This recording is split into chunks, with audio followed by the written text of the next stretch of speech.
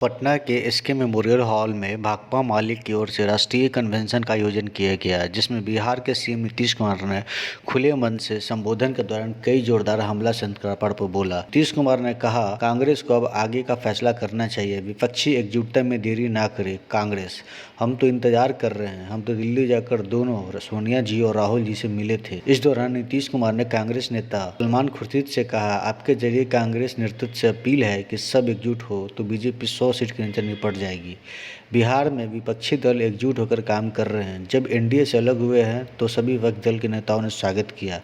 2024 में सभी विपक्षी दल एकजुट होकर लड़ेंगे, तभी बीजेपी का सफाया होगा। आज आज़ादी की लड़ाई का इतिहास बदलने का प्रयास हो रहा है। सभी धर्म और जाति के लोगों को लेकर साथ चलना होगा। सीएम नीतीश ने ये बात कही। वहीं नीतीश कुमार ने कहा कि हमारी कोई इच्छा नहीं है, हम चाहते हैं बदलाव हो। मेरी अपनी कोई ख्वाहिश नहीं है, लेकिन सब बिना मतलब का नारा लगाते लगता तो हम तो मना करते। वही उन्होंने नेतृत्व को लेकर कहा कि मेरी कोई व्यक्तिगत इच्छा नहीं है, हम तो केवल बदलाव चाहते हैं, जो सब तय करेगा वही हो गए। भी भुलाने का सब काम शुरू किया गया। आज इनको आजादी की लड़ाई से मतलब नहीं था, वो लोग नया नया इतिहास पैदा करना चाह रहे हैं, हर चीज को बदलना चाह रहे हैं। और जो चीज चल रही है देख रहे हैं ना, कोई काम तो होता नहीं। और जो नए हिसाब से और नई टेक्नोलॉजी के हिसाब से काम कुछ नहीं करते, अब प्रशंसा अपनी। और यहां पर जो सब कुछ हो रहा है बताइए, और जिस तरह से आप समझ लीजिए कि किस तरह से आजादी के बाद भी अगर दो देश हो गया, लेकिन तब भी इस देश में हिंदू मुस्लिम सबकी एकता रही है। और लेकिन इसके बाद भी इधर से उधर करने का सब शुरू हो गया।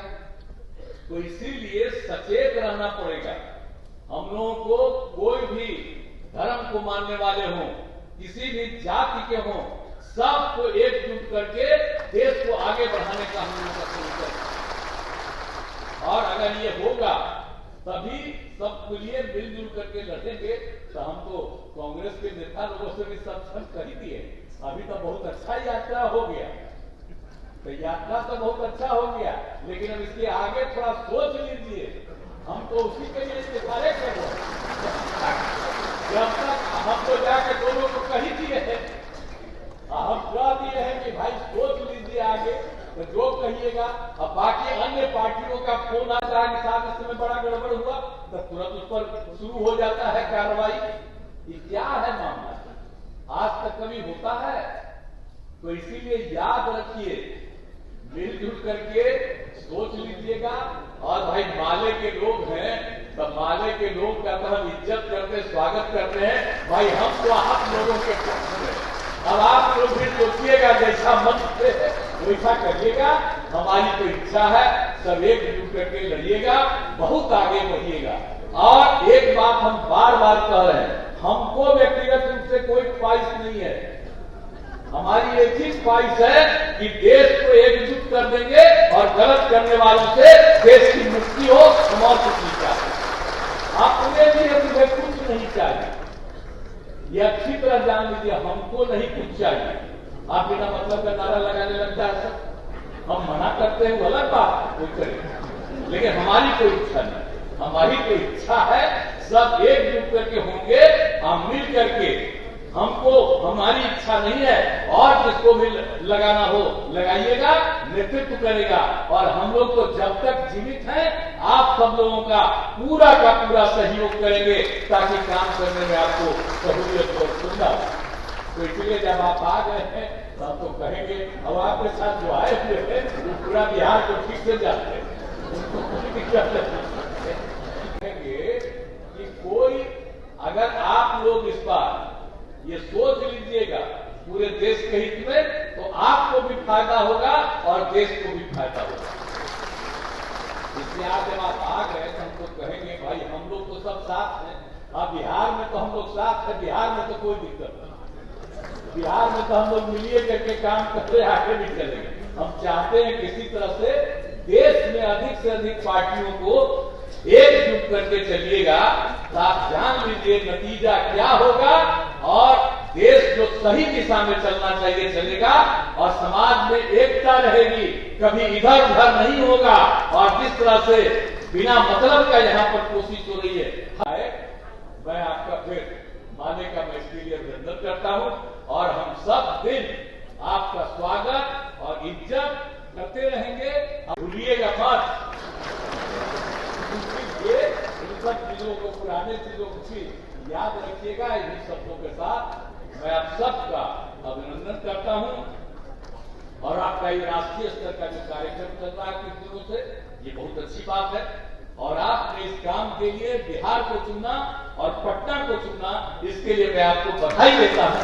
मैं तो यही का रहने वाला हूं, इसलिए मैं आपका पुनः स्वागत करता हूं और आपका अभिनंदन करता हूं। आप भी आगे बढ़िएगा। इन्हीं शब्दों के साथ मैं आपको बधाई देते हुए अपनी बात समाप्त। वहीं राष्ट्रीय कन्वेंशन में डिप्टी सीएम तेजस्वी यादव ने संबोधन देते हुए कहा, बीजेपी के खिलाफ हम सभी विपक्षी एकजुटता को तैयार है। तेजस्वी ने भी कांग्रेस से एकजुटता के लिए पहल की। कांग्रेस रीजनल पार्टियों को ड्राइविंग सीट पर आने दे, जहां बीजेपी से सीधा मुकाबला है वहां कांग्रेस टक्कर ले। कांग्रेस को अब देरी नहीं करना चाहिए। देश में गरीबी और बेरोजगारी और सीमा की सुरक्षा को लेकर चिंता है, लेकिन बीजेपी माइंडेड मीडिया हिंदू मुस्लिम की बात कर मुद्दे को भटका रहे हैं। बीजेपी और संघ समाज को बांटकर शासन करना चाहते हैं। आइए हम आपको सुनाते तेजस्वी यादव क्या कुछ कह रहा है। वही खेला जो है भाजपा के साथ हम लोगों ने करने का, लेकिन वो तरीका नहीं था। हम लोगों के पास ना पैसा है, गरीब पार्टी है, हमारे साथ ना गांधी जी है, ना अंबानी जी है, और हमारे साथ ना देश की संवैधानिक जो संस्था है जिसका दुरुपयोग कर लेना वो। लेकिन देश के हित के लिए हम सब लोग जो है एक हुए। मुझे लगता है जो सुझाव हम पहले भी कई बार कई बैठकों में हम लोगों ने किया है कि जो रीजनल्स पार्टी है, रीजनल्स पार्टी को जो है ड्राइविंग सीट पे बैठने देना चाहिए, और जहां कांग्रेस और भाजपा की डायरेक्ट फाइट है वहां कांग्रेस को जो है तैयारी करनी चाहिए। तो ये काम अगर होता है तो हमको लगता है कि बेहतर होगा। और हम सब लोग जो यहाँ कई दिनों से आप सब लोगों की रैली हुई, आप लोगों का ब्रेन स्टॉर्मिंग हो रहा है, हमको लगता है कि कोई ना कोई जो है नतीजा आप लोग निकालेंगे और देश की लड़ाई में आप लोगों का संविधान को बचाने में बड़ा योगदान बढ़ेगा। और सब लोग जानते हैं यहाँ लालू जी हमारे बीच में अभी शारीरिक रूप से नहीं है, किडनी का ट्रांसप्लांट हुआ है, लेकिन उनके तरफ से भी आप सब लोगों को हम शुभकामनाएं देना चाहते हैं, राष्ट्रगान देना चाहते हैं। और हम लोगों ने कभी भी भाजपा और सांप्रदायिक शक्तियों के आगे जो है झुकना नहीं दिया।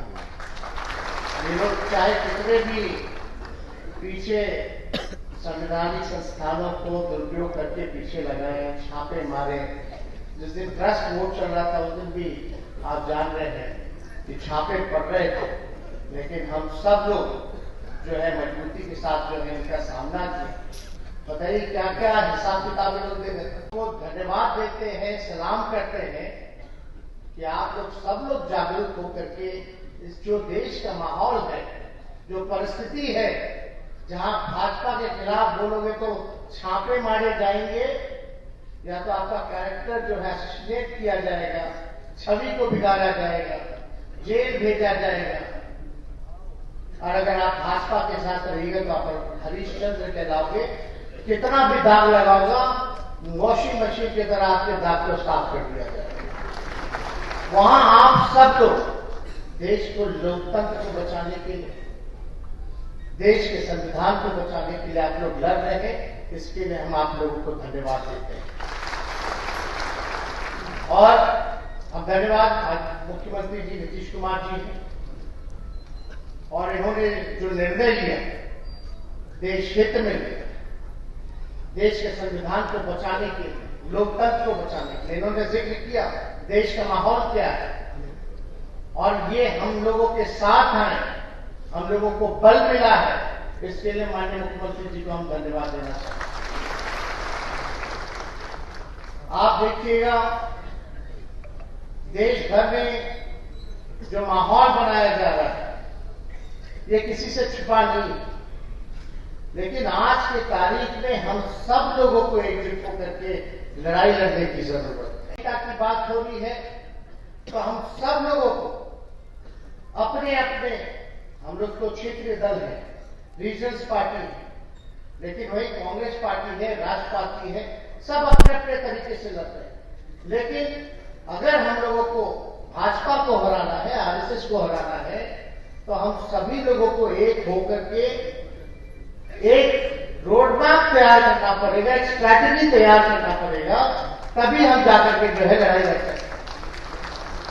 और यही चर्चा लगातार माननीय मुख्यमंत्री जी ने अपने भाषण में भी किया कि हम लोग सब लोग तैयार हैं, और सब लोग जब तैयार हैं तो कांग्रेस पार्टी को निर्णय लेना है, और मुझे पूरा विश्वास है कि जल्दी ही जो है निर्णय लिया जाए, और देश के लिए हम सब लोगों को एकजुट होने की जरूरत है। आप सब लोग यहां आए हैं, देश दुनिया के अलग अलग हिस्से से यहां आए हैं, और ये बिहार की धरती रही है, और बिहार की धरती, हम बता दें, जो देश में जो माहौल था, जब चुनी हुई सरकारों को गिराया जा रहा था, कई जगह महाराष्ट्र में एमएलए को खरीदा जा रहा था, डराया जा रहा था, रेट बढ़वाया जा रहा था, जहां संवैधानिक संस्थाओं को बर्बाद कर दिया गया, उसका दुरुपयोग कराया गया, वहां चुनी हुई सरकार को गिराया गया।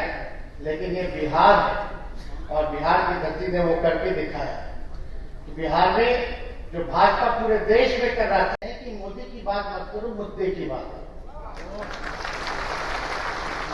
देश में मुद्दा क्या है? बेरोजगारी, महंगाई, किसानों की समस्या है, मजदूरों की समस्या है, गरीबी है, लाचारी है, देश की आर्थिक स्थिति वो बिगड़ रही है, चीन से खतरा है।